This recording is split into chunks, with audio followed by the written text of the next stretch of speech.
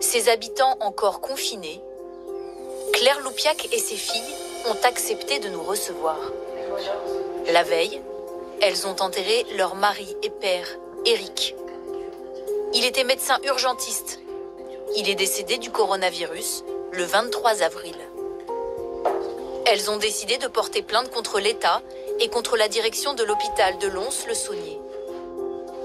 Éric Loupiac et ses collègues dénonçaient depuis le début un manque criant de masques. Il me disait, on n'est pas prêt, on n'a pas ce qu'il faut. Il me dit, on court un risque, on va faire comme l'Italie. Il me disait 20 000, 30 000, 40 000 morts. Éric était un médecin aguerri. Il avait travaillé au Liban, chez les pompiers. Il avait 60 ans.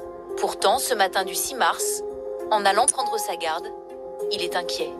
Avant de partir, il m'avait dit j'y vais, mais je risque de me faire contaminer parce que vu qu'il n'y a pas assez de matériel, il n'y a pas assez de protection. J'ai dit non, pars pas, j'ai pas envie que tu partes. Dans ces conditions-là, je ne savais pas comment faire pour le garder. Ben, il m'a dit bon, non, j'ai des malades à soigner, c'est mon devoir, il faut que je parte, je ferai avec ce qu'il y a. Il raconte qu'à l'hôpital, il n'y a alors pas de masques FFP2, les plus protecteurs, en quantité suffisante. 10 jours après, Éric commence à avoir de fortes fièvres, puis son état se dégrade très vite. Il est hospitalisé en réanimation à Marseille et décède 1 mois plus tard.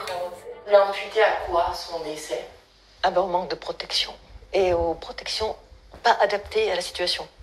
Après, j'en veux aussi à l'État, qui a fait preuve d'incompétence et de négligence. La direction de l'hôpital affirme de son côté n'avoir aucunement failli face à la pandémie. Mais combien sont-ils de soignants à être décédés à cause du manque d'équipement? Pourquoi les masques ont-ils mis des semaines à arriver aux soignants? L'État a-t-il menti? Et le stock est-il aujourd'hui suffisant pour affronter le déconfinement que vivent les Français?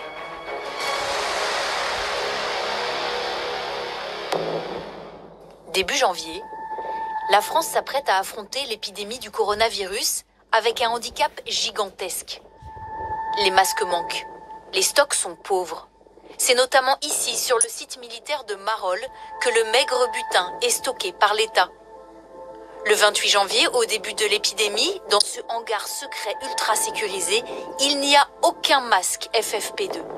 Et les masques chirurgicaux sont clairement en nombre insuffisant. Il n'avait que 117 millions de masques en stock. Or, 117 millions de masques, c'est le stock qu'il faut pour 5 jours avec tous les soignants. C'est-à-dire les soignants hospitaliers, les médecins. Et puis, je pense aussi qu'ils avaient oublié les EHPAD. Ce problème n'est pas récent. Il est le résultat de choix politiques antérieurs qui datent des mandats présidentiels de Nicolas Sarkozy et de François Hollande. En mai 2019, un rapport est pourtant publié. Cette enquête, commandée par Santé publique France, l'organisme rattaché au ministère de la Santé, révèle la quantité de masques dont le pays aurait besoin pour faire face à une pandémie de grippe.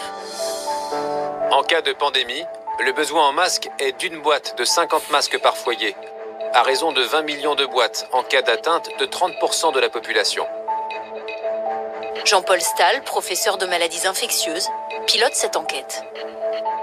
On est parti effectivement sur l'hypothèse qu'un jour, il y aurait une pandémie. Pour ce qui concerne les masques, on avait estimé un besoin. C'était grossièrement 1 milliard de masques de besoin pour la population générale dans le cadre d'une pandémie grippale, en évaluant l'infection de la population à peu près à 30%. Ce rapport ne changera pas l'état des stocks. Aucune commande n'est passée par l'État. À la mi-janvier, l'épidémie de Covid-19 frappe la Chine. 56 millions d'habitants doivent se confiner du jour au lendemain. Un hôpital de campagne est construit en seulement 10 jours pour faire face à l'épidémie. Mais les Français n'imaginent pas une seconde la violence de la vague qui va s'abattre sur leur pays. Les premières déclarations officielles se veulent rassurantes. Nous avons des dizaines de millions de masques en stock en cas d'épidémie. Ce sont des choses qui sont d'ores et déjà programmées. Et donc, si un jour nous devions proposer à telle ou telle population ou personne à risque de porter des masques, aujourd'hui, les autorités sanitaires distribueraient ces masques aux personnes qui en auront besoin. La France va même jusqu'à offrir des masques à la Chine. Une cargaison de 17 tonnes part de l'aéroport de Roissy. À l'intérieur, des combinaisons de protection, des gants et surtout 800 000 masques. Le Quai d'Orsay parle d'un geste humanitaire. Nous avons apporté nous-mêmes notre forme de solidarité à l'égard des autorités chinoises en livrant du matériel de protection. La France avait exporté du matériel à la direction de la Chine. En direction de Wuhan, essentiellement, parce qu'il y avait urgence. Une largesse qui aujourd'hui paraît inopportune. L'État a-t-il gâché ses stocks ?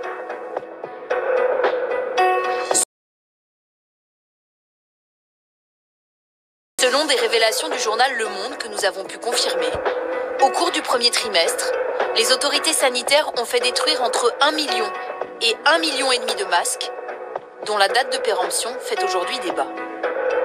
Il y avait des masques qui étaient en bon état et qui ont été détruits jusqu'à la fin du mois de mars 2020. Et la preuve, ça nous a été confirmé de bonnes sources et je ne crois pas que c'était démenti. Ça ne peut pas. Santé publique France, je pense, a entendu parler du pays et les destructions ont été immédiatement arrêtées.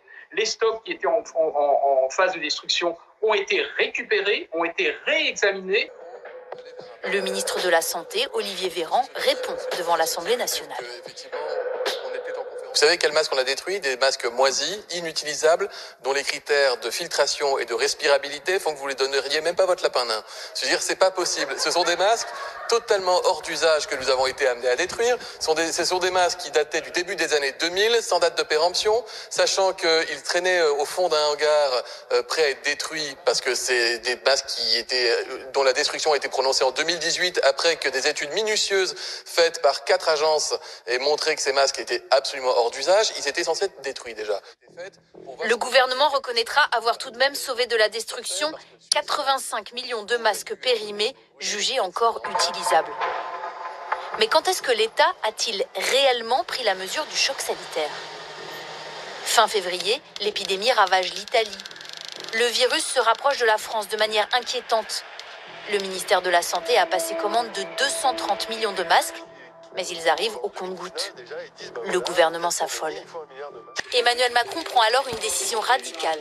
Le 3 mars, il annonce la réquisition de tous les masques sur le territoire français.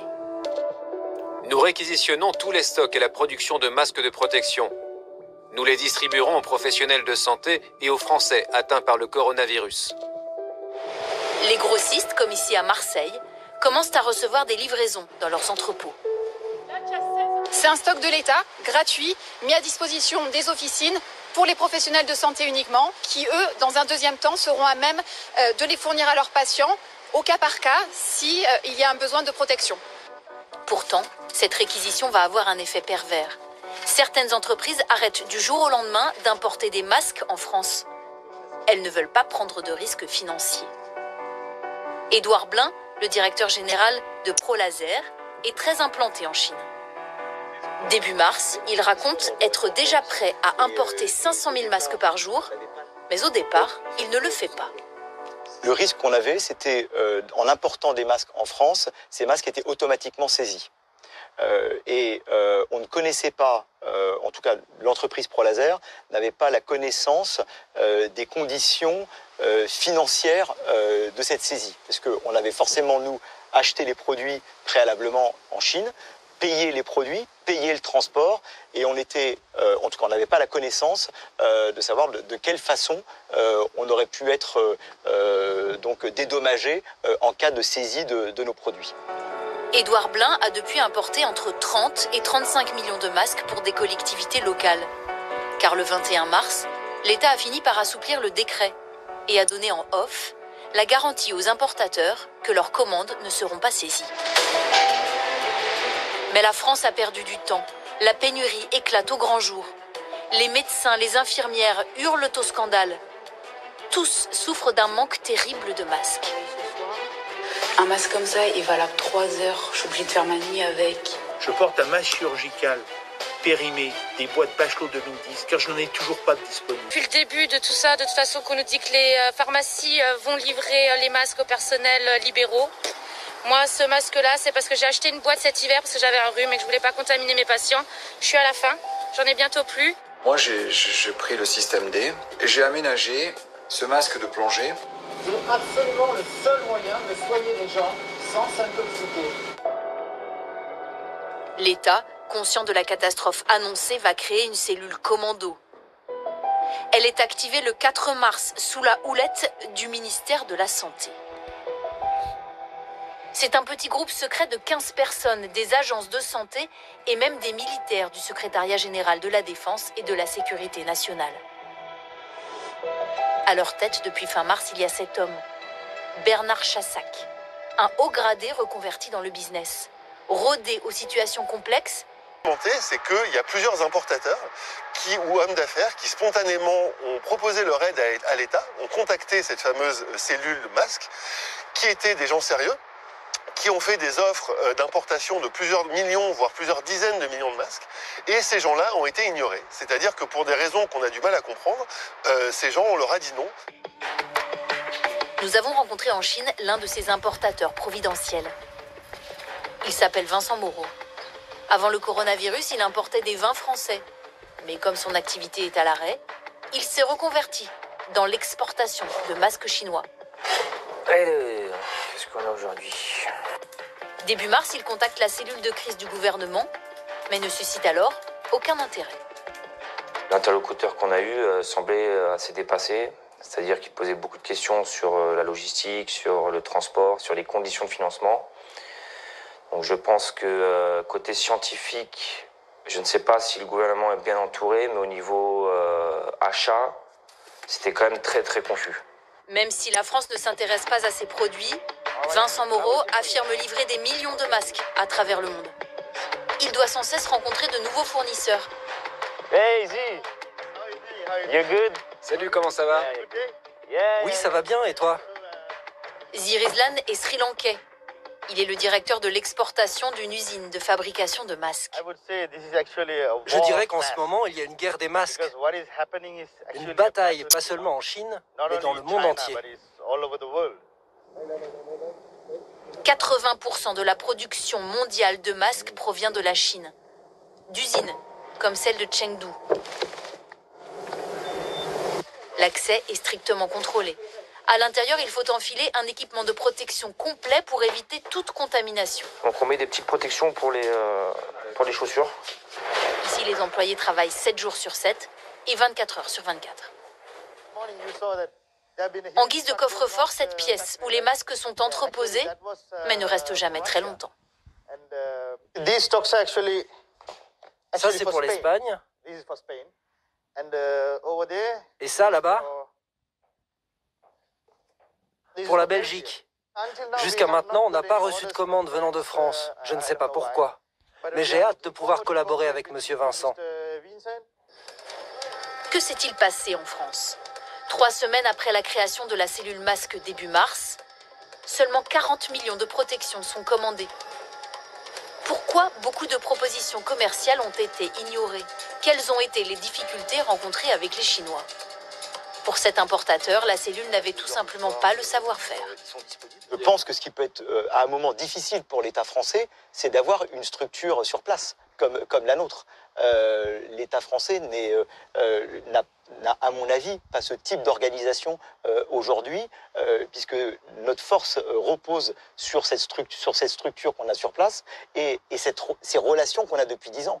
Le problème, se justifie le ministre de la Santé, c'est qu'il faut vérifier si les entreprises sont fiables et si les masques sont bien aux normes européennes. Je ne vais pas me mentir, je reçois... La réponse de l'État, ça a été de dire « Ah, mais ces gens ne sont pas fiables ». Mais le problème, c'est qu'on a pu documenter par la suite qu'aujourd'hui, au moins 4 de ces entrepreneurs qui se sont envoyés balader sont aujourd'hui officiellement référencés comme des fournisseurs fiables.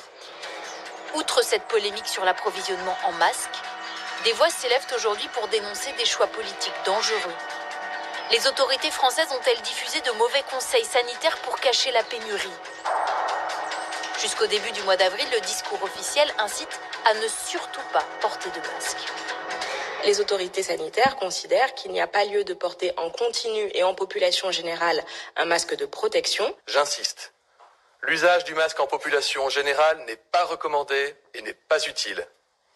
Lorsqu'on n'est pas infecté par le virus, lorsqu'un médecin ne vous recommande pas de porter un masque, il ne faut pas en porter. C'est un objet précieux réservé aux professionnels de santé. La distanciation sociale, le respect strict des gestes barrières sont les meilleures armes que nous avons pour freiner l'épidémie. Ces déclarations sont aujourd'hui très critiquées par les professionnels de santé. C'est un mensonge parce que tout le monde sait que quand vous portez un masque, vous protégez les autres. Là, c'est une faute grave parce qu'on a délivré un sacré message aux Français.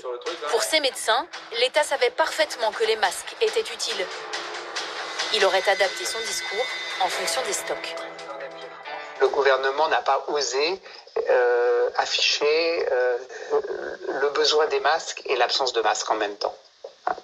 Et donc, comme il savait qu'il s'était vraiment rendu compte qu'il n'y aurait pas assez de masques, qu'il n'y aurait pas notamment assez de masques pour la population, il n'a pas osé, pas voulu, voilà, c'est sa responsabilité, dire idéalement, ce serait bien de donner des masques à la population. Idéalement, ça serait bien que la population puisse se protéger. Aujourd'hui, nous faisons le maximum pour obtenir des masques, mais nous n'en avons pas assez. Donc, nous sommes dans une situation de tension extrême.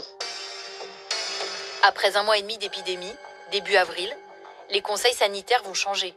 L'Académie de médecine préconise officiellement le port du masque pour tout le monde. L'Académie nationale de médecine recommande que le port d'un masque grand public, aussi dit alternatif, soit rendu obligatoire pour les sorties nécessaires en période de confinement.